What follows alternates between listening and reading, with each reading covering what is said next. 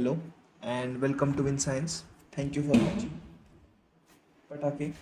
So thank you for watching. Thank you for subscribing. और जो Reddit से आए हुए हैं ना, थैंक यू सो मच भाई. 40 सब्सक्राइबर्स बहुत हो गए. तो आज हमने लास्ट क्लास में मतलब इसी 5 मिनट पहले हमने क्या कब कहाँ तक जाना था कि शिप्स कैसे तैरती है, ऑब्जेक्ट्स किस तरीके से तैर जाते हैं और कौन से ऑब्जेक्ट सिंक कर जाते हैं और कौन कौन सी इंपॉर्टेंट चीज़ें हमने जान ली थी. कई सारी चीज़ें जान ली थी. अब वो मैं रिकॉल करते बैठ जाऊंगा तो हाँ, हमने फार्मूलाज के बारे में पढ़ा था. अब चैप्टर कहाँ तक आ गया है वो मैं आपको बता दूं. अगर इतना बड़ा चैप्टर होगा ना, यहाँ तक आ गया है, बस ये पढ़ना है और ये टॉपिक फाइनली ख़त्म हो जाएगा आप लोगों के लिए, मेरे लिए. अब इस टॉपिक में ऐसा क्या है कि मुझे ये सेपरेट बनाना पड़ा. तो भाई आर्किमिडीज प्रिंसिपल है. आर्किमिडीज प्रिंसिपल ने मुझे अभी भी याद है 9th क्लास में अगर मुझे कुछ आया नहीं था तो वो मोल कंसेप्ट था और दूसरा था ये आर्किमिडीज प्रिंसिपल और एक चैप्टर था जो आया नहीं था लेकिन कोई नहीं, चलो रिएक्शन बैलेंसिंग वगैरह नहीं आया था इतना, लेकिन ये 3 चीज़ें थी जो मुझे नहीं आई थी बिकॉज और उसके बाद मैंने इसको इतनी बार पढ़ा और मैंने मतलब खुद के लैंग्वेज में खुद को बताने की कोशिश की. तब मेरे सर भी बहुत ज़्यादा कोऑपरेटिव थे तो उन्होंने भी बहुत अच्छे से बताया था. तो ये इतनी ज़्यादा इंटरेस्टिंग चीज़ है लेकिन मैं उस टाइम इग्नोर कर रहा था, लेकिन बाद में मुझे ये जब मैंने पढ़ा तो मुझे बहुत ज़्यादा इंटरेस्टिंग चीज़ लगी. तो इसको ना हम पहले थोड़ा सा थियोरेटिकल जान लेंगे, उसके बाद हम उसकी स्टोरी पे आ जाएंगे. बहुत मज़ा आने वाला है इस टॉपिक में. You are watching in science, subscribe to the channel. Archimedes principle जान लेंगे. तो देखो, हमने सबसे पहले क्या जानना है कि एक एक्टिविटी की गई है. तो उस एक्टिविटी में क्या है कि जो मतलब एक रोप से एक स्टोन मतलब टंगा दिया है, मतलब बांध के रख दिया है और उसको ना मतलब एक स्ट्रिंग जो है, स्ट्रिंग थोड़े से एक्सपांडेबल भी होती है, तो उसको एक साइड पे पानी में डाला है और एक साइड पे मतलब उसको ऐसे ही छोड़ दिया है. तो आप क्या ऑब्जर्व करोगे ना कि जो पानी में जो है ना स्ट्रिंग, वो थोड़ा सा ऊपर आ जाएगी, मतलब वो स्ट्रिंग ज़्यादा स्ट्रेच नहीं होगी. तो उसकी वजह ये है कि नीचे से जो अपवर्ड फोर्स है वो पानी की पुल कर देती है ऑब्जेक्ट को. तो वो जो एलोंगेशन है तो वो डिक्रीज हो जाती है जब आप उसी जो हवा में है उसको आप पानी में डालोगे. तो इसका ये भी रीज़न है कि पानी की अपवर्ड फोर्स आ जाती है. तो आर्किमिडीज प्रिंसिपल में बताया क्या गया है, when the body is immersed fully और partially in fluid it experiences an upward force that will be equal to the weight of object displaced by it. Sir ये क्या बता रहे हो और ये आप इतना ज़्यादा खुश क्यों लग रहे हो. तो story time. Welcome welcome. Story time. तो हुआ क्या था ना, एक साइंटिस्ट थे, फिलोसोफर थे, ग्रीक थे शायद, उनका नाम था आर्किमिडीज. तो एंशियंट रोम में शायद, तो उस टाइम पे क्या होता था ना, ऐसे मतलब पब्लिक मतलब पब्लिक ऐसे मतलब बड़े बड़े स्विमिंग पूल्स में नहाती थी. मतलब सारे लोग एक साइड पे, सारे लेडीज उस साइड पे, तो ऐसे नहा लेते थे लोग. तो कॉमन बात का सिस्टम था. और उसी पे साइड पे एक छोटा सा बाथ टब हुआ करता था. उस बाथ टब में गर्म पानी हुआ करता था पूरा भरा हुआ. तो हमारे साइंटिस्ट थे आर्किमिडीज, तो उन साहब ने क्या किया ना, अब बाथ टब दिख गया तो उन्होंने कपड़े निकाले और ऐसे पैर रख दिया. पैर रख दिया तो पानी ऑब्वियसली अगर फुल भरा होगा उसमें पैर रखोगे तो पानी साइड पे हो जाएगा. तो वो भाई साहब इतने ज़्यादा एक्साइटेड हो गए ना कि वो ऐसे ही कपड़े वैसे ही छोड़ के पूरे के पूरे गांव में भागने लगे कि यूरेका यूरेका. अब ये यूरेका मतलब क्या, मैजिक. ये स्टोरी कुछ मैंने यहाँ पे नहीं मेंशन की, लेकिन यूरेका यूरेका कह के वो भागने लगे. तो लोगों ने ऐसा क्या मतलब, लोगों को लगा कि ऐसा क्या देख लिया इस 70 साल के बूढ़े ने या फिर 60 साल के बूढ़े ने. तो उन्हें ना एक बहुत ही खतरनाक सी चीज़ हाथ लगी थी जो शायद उस टाइम के लिए, उस टाइम के हिसाब से बहुत ज़्यादा एडवांस थी. तो इसकी बैक स्टोरी क्या थी कि राजा जी ने एक मतलब जो सोनार कहते हैं ना हम, उनको कहा था कि आप मुझे एक सोने का क्राउन बना के दो। लेकिन फिर जब उन्होंने वो क्राउन बनाया तो तब राजा जी को लगा शायद इसने उसके अंदर ना पीतल मिक्स कर दिया है। तो आर्किमिडीज भाई साहब उस टाइम पे बहुत ज़्यादा मतलब साइंटिस्ट थे, बहुत फिलोसोफर थे, बहुत अच्छे, कई कई चीज़ों में बहुत ज़्यादा एक्सपर्ट थे। तो उन्हें पूछा गया कि कैसे किया जाए, हम कैसे बताएं कि इसमें सोना है या नहीं, हम कैसे मेजर करें कि कितना प्योर है सोना। तो ये आर्किमिडीज भाई साहब भी सोच में पड़े थे और उसी टाइम वो नहाने भी चले गए। तो तब उन्होंने जब वो पैर मतलब वो बाथटब में डाला और जब पानी बाहर गिरा तो उन्हें तब एक बहुत ही अच्छी थियरी का एक इजाद हुआ। तो वो थियरी जो है वो आज हम कई सारे एप्लीकेशंस में जान लेते हैं, जैसे शिप्स और सबमरीन की डिज़ाइनिंग में जान लेते हैं, या फिर हम प्यूरिटी, मिल्क की प्यूरिटी या फिर कई और चीज़ों की प्यूरिटी भी जानने में कर लेते हैं। तो उस टाइम पे इसका इस्तेमाल किया गया था गोल्ड की प्यूरिटी चेक करने के लिए कि क्या इसने पीतल वीतल मिक्स कर दिया है या फिर नहीं, प्योर गोल्ड का क्राउन है। तो तब की बात है। तो तब ऐसा हुआ क्या था, तो वो हम 1 मिनट में मैं आपको थियोरेटिकली थोड़ा सा बता दूंगा डायग्राम ड्रॉ करके। तो देखो, आपने एक वेसल ले लिया, वेसल कुछ इस टाइप का वेसल ले लिया। देखो, अब ये भी बहुत यूनिक टाइप का वेसल है because this is very important.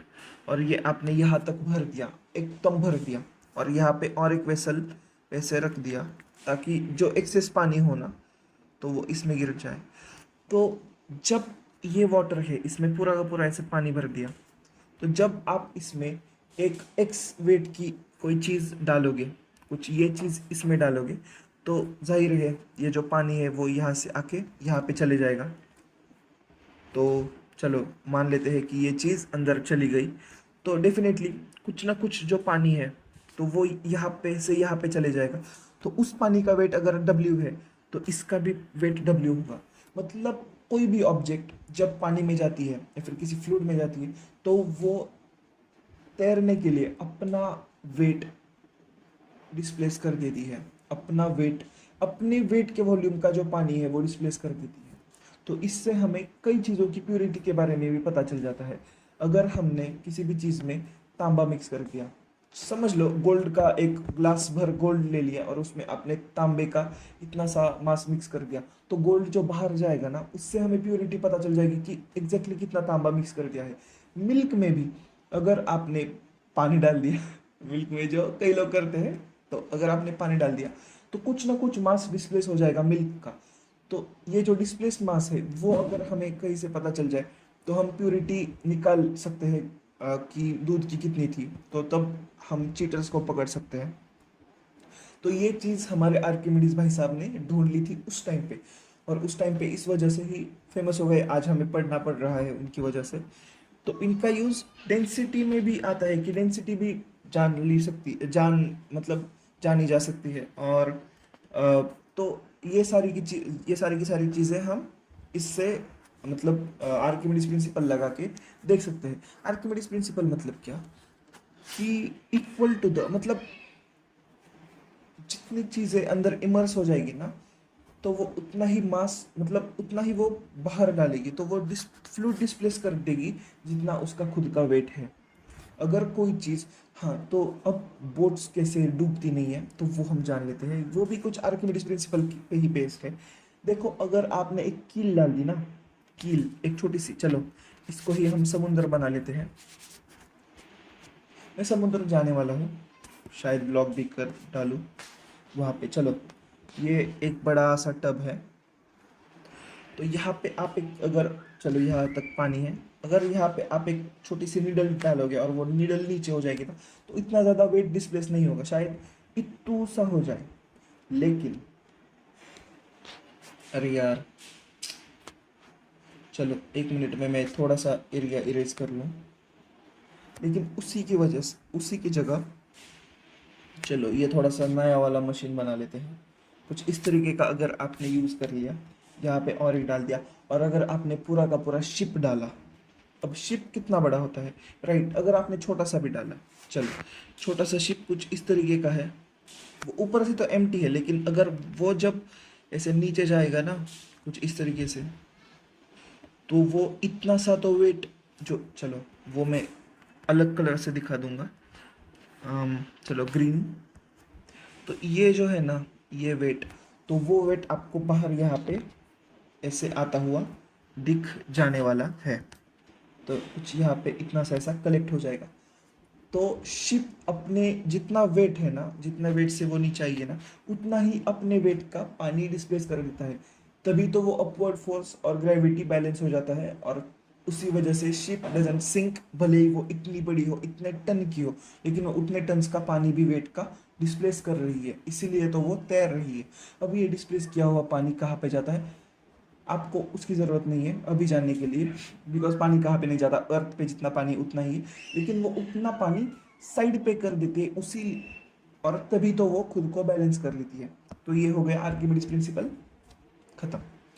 Story आप ध्यान में रखिए, यूरेका यूरेका कह के वो भाई साहब पूरे शहर में दौड़े थे पानी का ब्रेक।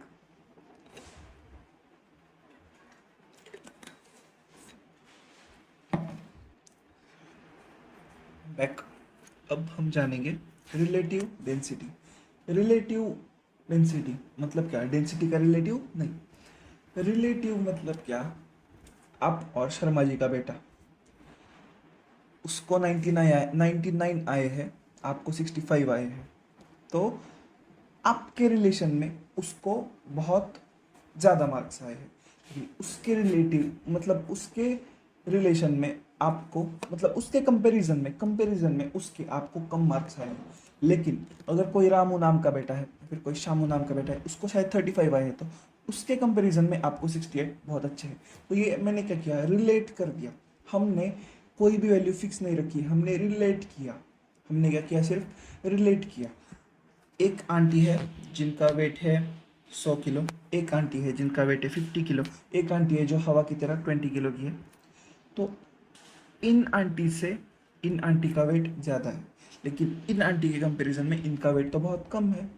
तो ये जो रिलेटिव टर्म है, मतलब क्या, हमने किसी को भी स्टैंडर्ड नहीं माना, हमने सिर्फ कंपेयर किया है दो तीन ऑब्जेक्ट्स को। तो इसी तरीके से हम डेंसिटीज को भी रिलेटिवली कंपेयर करेंगे, तो इसे इसे हम कह देते हैं रिलेटिव वेलोसिटी। हम जान लेंगे ये पढ़ के।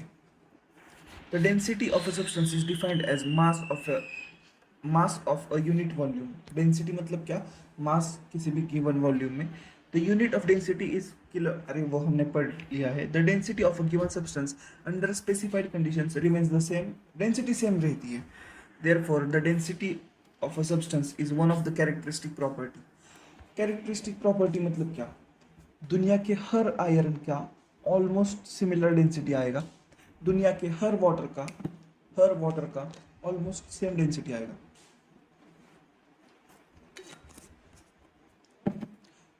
It is different for different substance, लेकिन अगर आपने शुगर का ले लिया और सॉल्ट का ले लिया तो एटम्स की डेंसिटी में थोड़ा थोड़ा चेंज आएगा।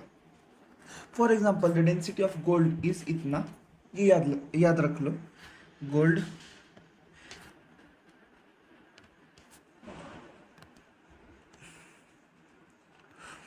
while the density of water is, water की तो आपको मतलब ऐसे लर्न नहीं करनी पड़ने वाली है। Density of water is 100 kilo per metre cube. The density of a given sample can help us determine the purity. तो वो जो डेंसिटी जो है ना, वो हमें प्योरिटी भी बता देती है। It is often convenient to express density of a substance in comparison with that of water. तो हम वाटर को अगर 1000 मान लिया है, तो उसके कंपैरिजन में हम अलग अलग डेंसिटीज को कंपेयर कर सकते हैं।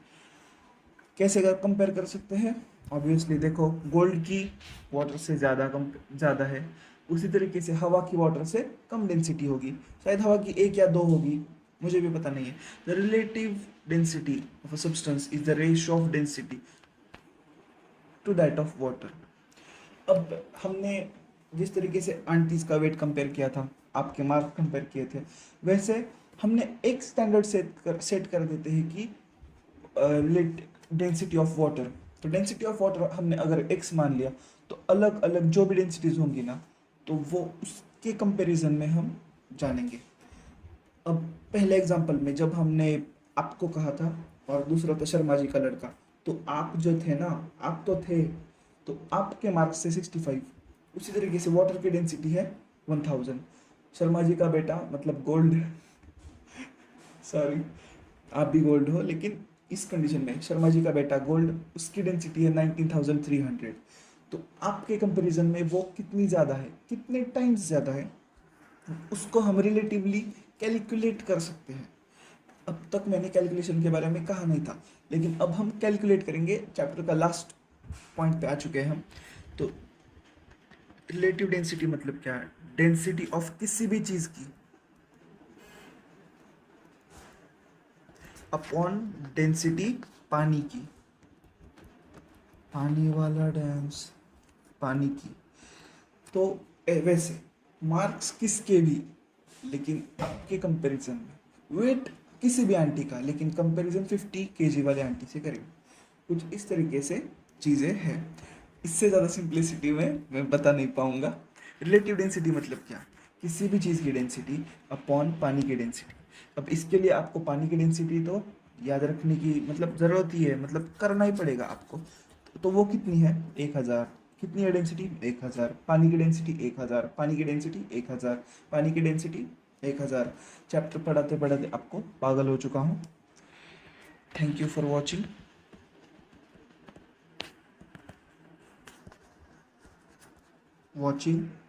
पानी की density 1000। You are watching in science. चलो, happy Diwali to you all.